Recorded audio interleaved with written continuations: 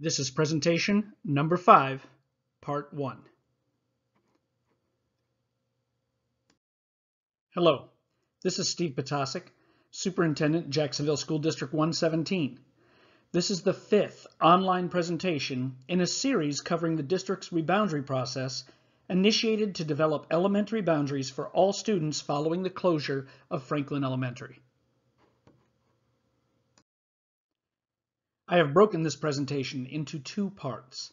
I have received feedback that my other presentations focus too much on the data analysis used in making decisions, so I am just presenting the final plan approved by the District-Wide Boundary Committee here in Part 1. Soon I will finish a separate presentation, Part 2, showing the data used by the committee in making a final decision. Reminder. School boundaries will not change until the fall of 2018 to coincide with the move of the 6th grade students to Jacksonville Middle School. The previous 4 presentations can be found at www.jsd117.org. You can watch them as YouTube videos or download each as a PowerPoint presentation and watch at your own pace. If you choose the PowerPoint option, you will have to run in slideshow mode to listen to the audio and watch the animations. Presentation number 1 covered an understanding of the district's foundational beliefs and objectives for the boundary process and showed the initial work that we were doing on a limited impact solution. Presentation number 2 showed why we needed to undergo a district-wide boundary process, why we cannot close one of our 6 elementary schools, and why we need to develop boundaries with 4 schools having 2 classes per grade level and 2 schools having 1 class per grade level. Presentation number 3 covered the benefits of a district-wide boundary process, showing how we are going to be able to provide more services to our students, and the committee worked on developing which 2 elementary schools will house 1 class per grade level. In the last presentation, presentation number 4, showed the development of the 2 scenarios that were issued to the community for feedback. The committee was attentive to the public feedback received through survey, emails, and public commentary given at meetings. They also looked at extensive data on multiple possible scenarios and tweaked one of the 2 scenarios that was issued to the community to develop a final plan that is designed with equitable consideration of student and community needs, will maximize taxpayer resources, will most likely allow for grandfathering of the current 4th grade students that will be in the 5th grade in 2018-2019. The plan I'm showing you today changes fewer boundaries than any of the other scenarios. This plan was approved by the District-Wide Boundary Process Committee on September 7th and will be presented to the Board of Education on Wednesday, September 20th. Before I go over the plan, I want to address the number 1 question we were asked on the community survey. This question has also been asked many times through emails and at each public presentation. Why are we not moving to attendance centers?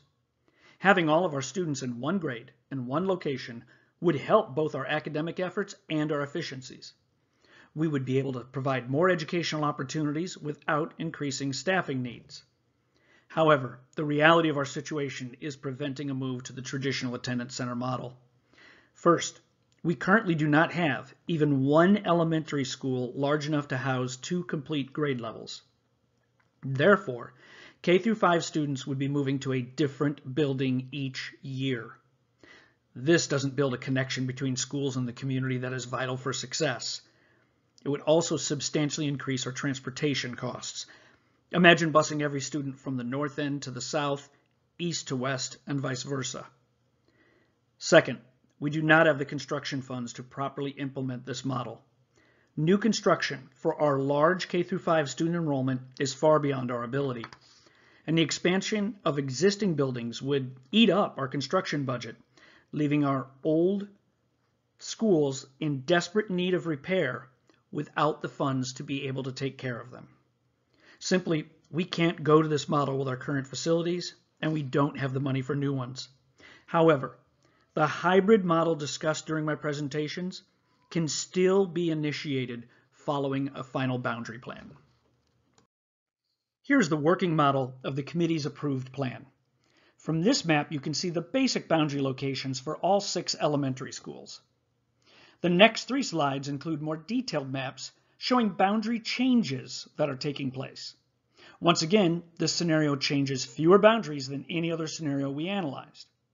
All of the maps include dots that represent current K-5 students. The purple dots you see here are students currently attending Murrayville-Woodson. These orange dots are students currently going to South. Light blue are currently at Eisenhower. Dark blue are currently at Washington. Pink are currently at Lincoln. And green are currently at North. All of these boundary lines you will see in more detail in the upcoming slides, and they were drawn based on student density and available space in each school. We did take demographic factors into consideration in making a final plan. This final boundary works extremely well with both last year's and this year's student enrollments.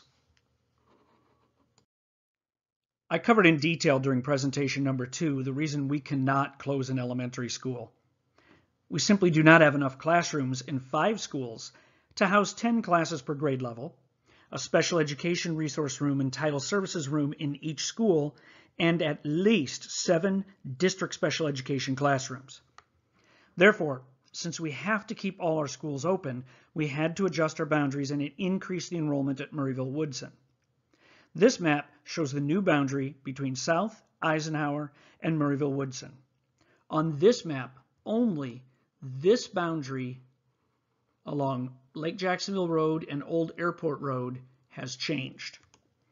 Originally, this boundary was going to be up at Interstate 72, but the committee did listen to feedback and determined that we had enough available space in the other 5 schools to allow the boundary to be drawn further south, therefore having an impact on fewer addresses. In order to maximize our bus routes, both sides of Lake Jacksonville Road and Old Airport Road will remain at their current schools, either Eisenhower or South. Any address south of those roads will be going to Murrayville-Woodson in the fall of 2018. This map shows the changes in what was once the Franklin Elementary boundary. A new boundary for the fall of 2018 between Washington and Lincoln has been drawn along College Avenue.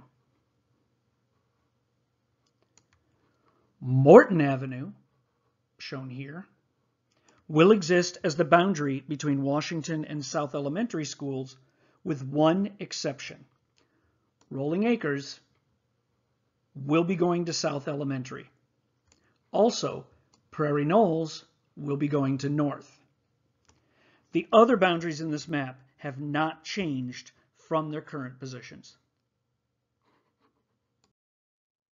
I also covered in presentation number 2 why we needed to develop boundaries with the goal of having 2 classes per grade level in 4 of our schools and 1 class per grade level in the other 2.